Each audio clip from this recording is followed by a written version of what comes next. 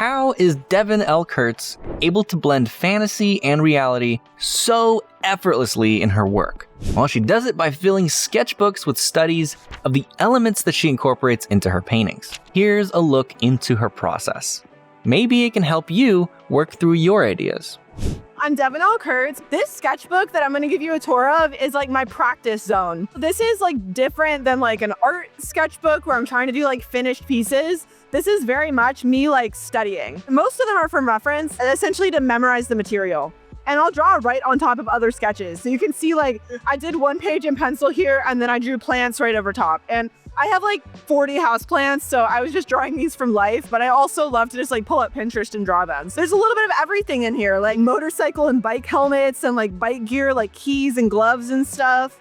I just like to draw like pretty much anything that I could use for set dressing. So like I like to come up with shapes, and to draw like many different versions of the same thing I find really appealing, because what like kills a scene for me is when everything feels like a stock image version of like an object. I never just want to draw like a chair. I always want the chair to like have an attitude and like a life that it's lived beforehand and like a history and to like tell you something about the character. But in order to do that, like in order to have a lamp tell you something about a character, you need to have enough lamps in your visual library to be able to pull from different shapes. Also just like go on the website of like furniture stores, like especially when I'm doing furniture, I will just like go on like a lamp store and just draw like 50 different types of lamps. I've got some cats here. I've got like, I think I wrote like, this is an Instagram account that I referenced these from. I love to just like go online and find an account that posts like their specialty. I love finding an account that's really into something. Like if I find like someone who collects like vintage tea sets and their whole Instagram is just like different vintage like teacups and stuff, I'm like goldmine. Like this is exactly what I wanted. And I've got frogs. I love frogs. They're my favorite animals. My favorite are poison dart frogs. They're so cool. Here I've got glass bottles. I love little objects in real life. Like my rooms are covered in like little trinkets. So a bunch of different glass bottles and then like more plants.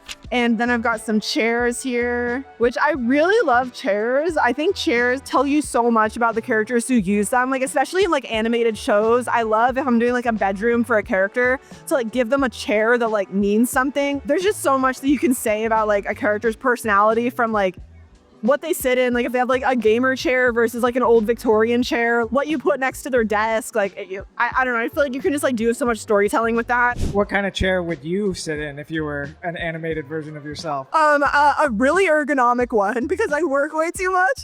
So I'm all about the ergonomics over the visuals, but I love a good, like really like a huge cushy chair, like next to my bookshelf like that. I'm in searching for one. I've been going to thrift stores to find like the perfect vintage chair for my like library. And then I've got lots of studies from like other artists too. So these are all Milt Kahl hands, which like anyone who like is in the animation industry probably knows that like Milt Kahl did so much like emoting with hands in his work. So I just have like a million studies of Milt Kahl. Oh, and I should mention, I do most of my studies in pen. I have some in pencil later because I think that was all I had with me when I was like at an event. But I love to do it in pen because it's so like, if you mess up, it's like great, whatever, just do the next one. And it's like very permanent. Like it makes me think about each line more. I don't like to be finicky about it. I like to just like make a line and then live with it. And sometimes I learn more about like what mistakes I usually make if I leave the mistake on the page. Like if I look back over my mistakes, I can be like, oh, I'm like making the wrists too like lumpy. I don't know, whatever. I like that aspect of it. So that's why I always work in pen pretty much. And then here's Tarzan hands. Glenn Keane probably, and like some other people too. There's so much weight in the hands. I feel like this is such a good job like giving ape with like his hand motions, and the feet too, like they're so good. And then I have dogs wearing clothes, which is a little peek for a future book, which is not even close to being announced, but this was concept work for a book.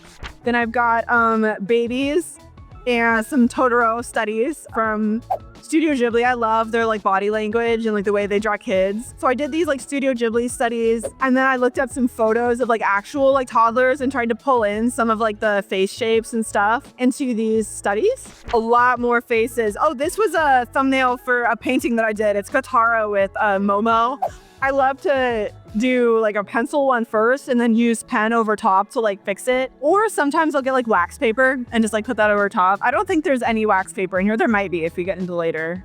More milk call hands. Oh, I love the wrists, like the way that the sleeves bunch at the wrists. And oh my God, just like the finger angles and everything. Oh, so good. And I love like the weight of these hands. Such good shapes. And then more babies in the pool. I did a book called Mother of Sharks, which was a little girl in the ocean. So I had to do a bunch of swimming studies. I think there's stuff from that book in this sketchbook as well. These are some groupings of objects that I did from imagination. So what I like to do is once I feel kind of confident in drawing the object, I would like to create like compositions with it. So like take like a group of them and like try to compose like different shapes. So you've got like big and small, like narrow and wide, like square and round, just like vary them and create like organizations and compositions of them that like would look nice. Cause like that's what we're always doing when we're doing like backgrounds for animation. Like, you know, if you're doing like a bar shelf, you need to make sure that the composition of the glass bottles like on the shelf looks nice and like, you know, is composed and like feels nice on the shelf. Composing a collection of objects is no different than creating a lineup of characters. They need to be arranged in a pleasing way, which is something Scott Flanders can guide you through in his character design Monster Lab. Check it out at proko.com/monsterlab. Have you ever experimented with doing animations yourself? I have done a few. When I was on Disenchantment, I did a few of the title slides for that title sequence, or I think I just did one actually that ended up in it, where I like did some really, really basic like character movement for that. I admire animation so much. What have I got here? I've got plants, more hands, and then thumbnails from my book, The Bakery Dragon. They're so rough, but you can see like how like basic like my sketches are. Then I've got books. I love to draw stacks of books. So many of my paintings have stacks of books in it, and they're so good for animation backgrounds. There's so many things that like you just draw like characters' rooms over and over again, or like you need to like add clutter to a room. I love to do a stack of books and turn the books and then like put one open at the top, and it adds so much, like it makes the place feel so lived in with like such minimal effort once you like get used to the shapes. These are from Line of Action. It's like a figure drawing website, which just like feeds you like endless like figure drawing stuff, which is nice. Here's some feet. So those are Jungle Book studies. I love the simplicity of the shapes in Jungle Book. So these were studies from Tom Fox Draws Anatomy book. That's a really great book. Had a duck and then a bunch of feet. More faces. These are like a combination of studies and then from imagination. I just like do both simultaneously. Like I think these kids down here are from imagination more, and then I think these are studies. And do you have any compositional tricks you do with smaller objects and arranging to make things look pleasing? Yeah, I mean, I think it's really about finding a balance between big, medium, and small shapes, layering them in a way so that there's not like a ton of tension, but also like there's enough overlap that they feel like they sit next to each other naturally, and then also varying like height and width and like sharp versus round. I want the page to look nice to me while I'm looking at it and working on it too, which I think is fun. I'll use the pen to like I feel like this is kind of the focal point here, like this girl like in the middle a little bit, just cause like I use a darker shade for her hair and like her expression is so funny. I don't know. I love that. One thing I love about doing like these arrangement of objects is that I feel like you get practice with knowing how much space a sketch is gonna take up and like being able to predict it and like envisioning it on the page.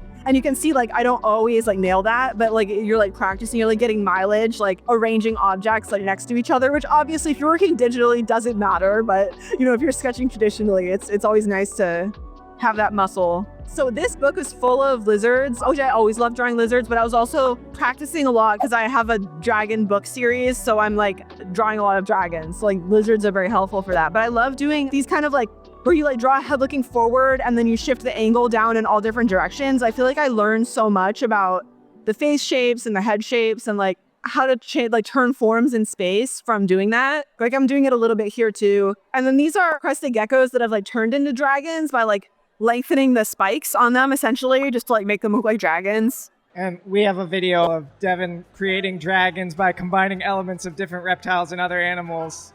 And then these are like Komodo dragons, which are so in monitor lizards. They have such like bulky, fun shapes. Like they're so weird looking. I love them so much. More geckos. These are leopard geckos. I had a leopard gecko as a pet when I was like 7, and I love them. I love them so much. They have little they have really strong eye lines that I think are so cool, and they feel so expressive to me. Like Look how sparkly their little eyes are. Like, I think they're so, like, I get why the Gecko gecko is so, like, iconic. Like, I think geckos make, like, such a great little icon. More head angles, lots and lots of head angles, some more geckos. Here are, like, this is maybe useful because I'm, like, drawing through the shapes here. So, like, I'm trying to do, like, form wireframing, essentially, where you, like, use line to give yourself, like, an indication of what the forms are. So you can see, like, I, like, drawing flat across a lot of planes and creating more of like an angular, like blocky look to it, which it's easier to turn simpler forms in space. So like, you know, to draw something from a bunch of angles from imagination, it's easier if you have like simple shapes that you can kind of map that onto. So then these are from imagination, where I was taking a lot of like those shapes that I've been learning and just like posing them and like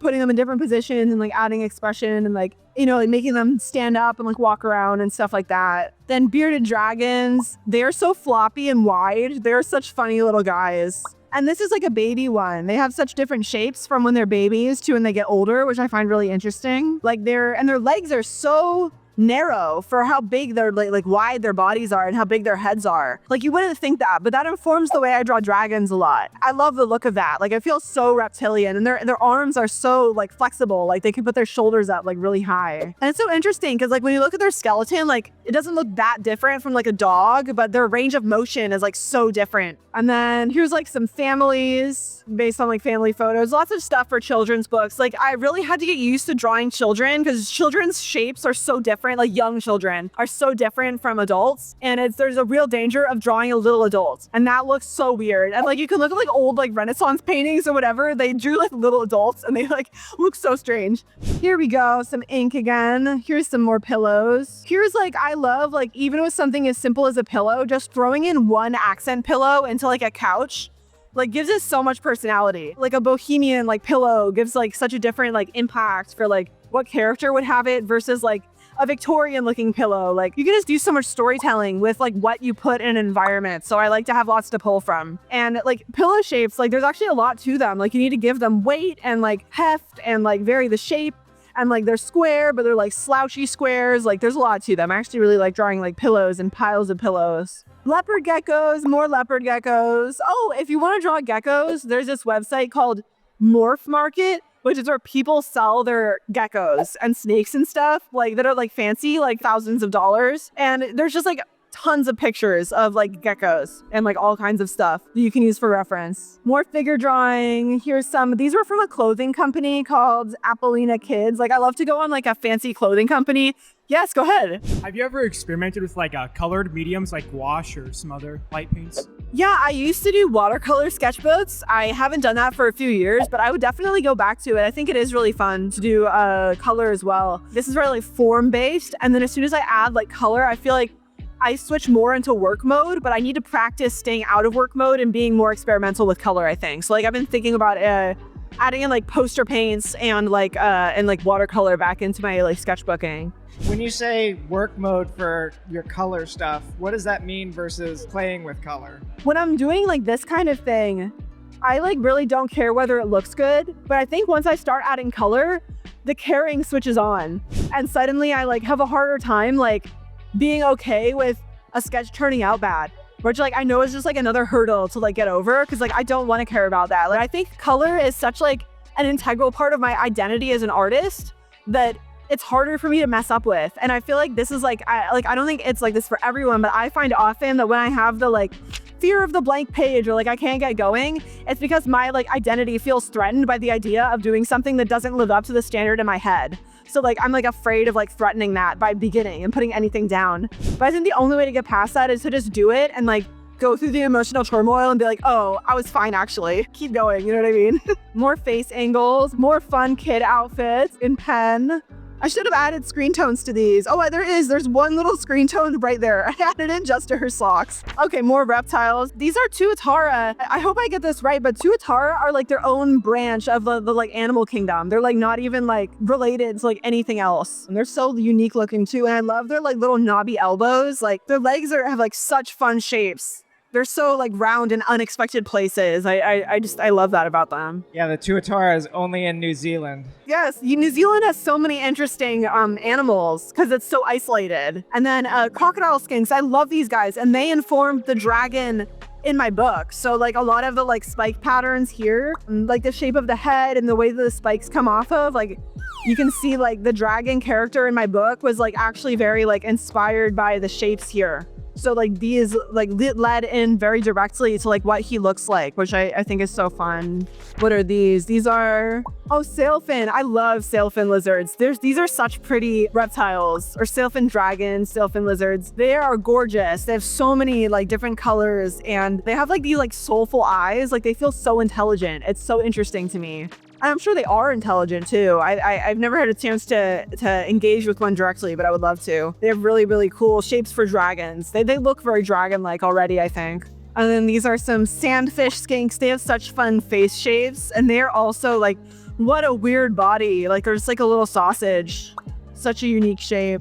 Here's some reptiles from imagination kind of pulling in. So this is like when I start to pull in all the things that I've learned like over the course of doing all these studies. I just got to kind of pull it together and like do some designs and fun posing and like just feel very fluid with my sketching. And that, I think that's like the best part of doing this, is like then I just like feel like I understand the shapes and the forms, and I can pose them however I want and, you know, turn them into whatever. Do you kind of rely on the muscle memory that you worked on, or do you go back and reference the sketches that you've made? I don't really. Like, I don't look through my sketchbooks very often. I think this is the most in-depth that I've looked through a sketchbook, like maybe ever. Like I just have a drawer full of like sketchbooks and I just like pull them out. Yeah. I think it's more like I store it here more than like actually like the drawings themselves. I give them away all the time too. Like when I was at WonderCon last time, I was just drawing dragons in my sketchbook and then cutting them out and like delivering them to my friends' tables, which was really fun. And then I have one more piece at the end, which are Shiba Inus, which I have a Shiba Inu, so I'm very partial to them.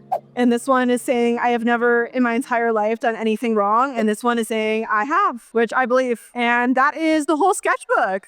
So I guess I'll show off this book because like this is very like tied to like everything that I was studying in the sketchbook there. This is a book all about a little dragon guy. And he needs to be able to like, you know, walk around, be posable. Like I wanted him to be able to like emote, be able to like, you know, do all kinds of like fun motions and like to feel like a lizard, but also to be like highly like mobile and like be able to like emote through him. So I really needed that like looseness and like that understanding of the shapes in order to be able to pose him with enough like fluidity that I felt like I could like act through him. Because, you know, with storytelling, you want the characters feel like characters. Like I didn't want him to feel like a lifeless lizard. I really wanted him to like embody like a human child, but like through a dragon. So that was why I really wanted to become like super familiar with like lizard shapes and like really just like feel like I had that fluidity. I wanted like, I pulled in all different like lizard shapes for all these different like dragons. Thanks for having me. Thanks guys. Bye.